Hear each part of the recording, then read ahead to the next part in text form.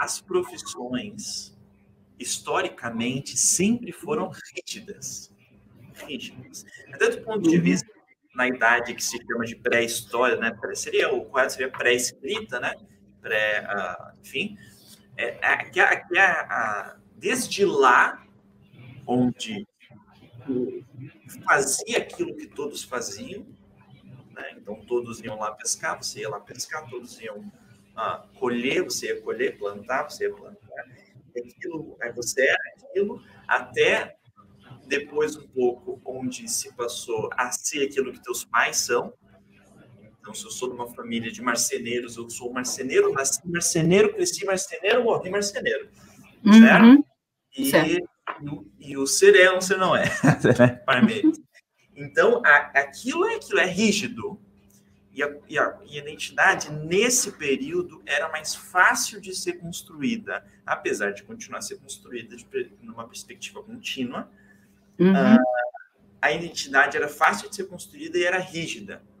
Agora, na concepção pós-modernidade, onde entram alguns outros elementos nessa brincadeira, como a globalização, o que seria essa globalização? Essa troca intensa de informação.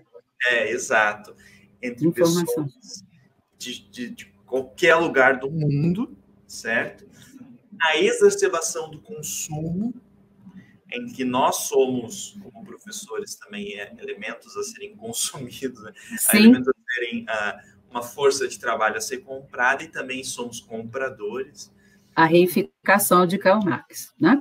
Exato, exatamente isso. E a velocidade e a facilidade de mudanças abruptas, principalmente na vida do professor particular, no sentido de que, aquilo que eu comentei agora há pouco com a Marisa, um professor particular, ele pode ser de manhã cedo, um professor numa rede pública em que ele é concursado por 20 horas, né, pelo município, à tarde, professor num cursinho pré-vestibular, onde existe outra identidade, outra relação de poder entre professor e aluno, outra relação social entre professores, entre os pares de professores, entre os professores e pais de alunos, e à noite ele pode dar aulas particulares, onde ele vai ser, assim, um professor autônomo, que tem outra identidade, que tem outra concepção, que tem outra relação de poder entre o professor e o aluno, que tem outra relação social entre o professor, o aluno, o professor e o pai do aluno,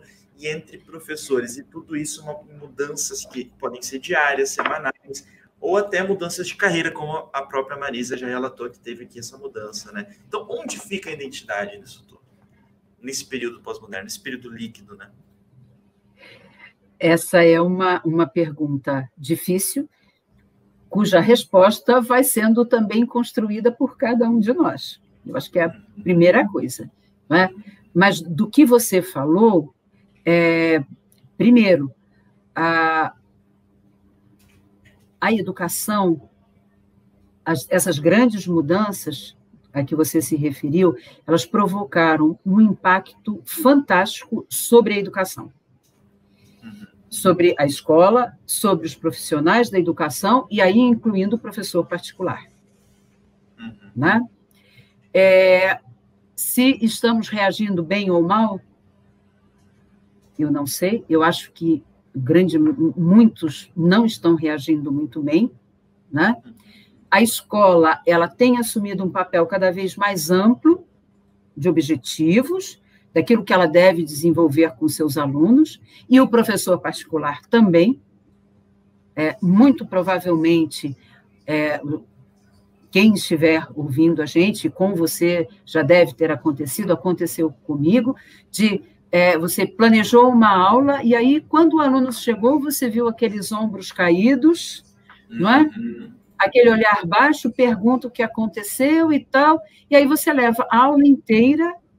No meu caso, a minha aula tem 1h30, você leva 1h30 ou 50 minutos, o que quer que seja, conversando com ele sobre o que aconteceu. Exato. Né? E aí você passa para uma outra esfera, para uma outra coisa. Né? Isso acontece no âmbito da educação. E o professor particular, ele não, ou o professor autônomo, ele não está livre disso. E eu acho que ele precisa ter, nós precisamos ter ciência de que isso poderá acontecer. E aí, precisamos também estar preparados para esse momento, ter abertura para esse momento, né? E é engraçado, como tu comentou comigo antes, como o professor autônomo ele tem diferentes alunos, com diferentes objetivos, com diferentes expectativas, incluindo a expectativa do pai, a expectativa do filho, que às vezes são distintas, e a nossa expectativa como professor que também é distinta. A gente cria uma expectativa, a gente cria uma intenção com aquela aula, a gente olha para o aluno e às vezes quer que ele seja uma coisa que ele não quer ser, certo? E que ele não será, porque ele, naquele momento, ele não será, porque ele não quer ser aquilo, Ele está interessado em outras coisas. E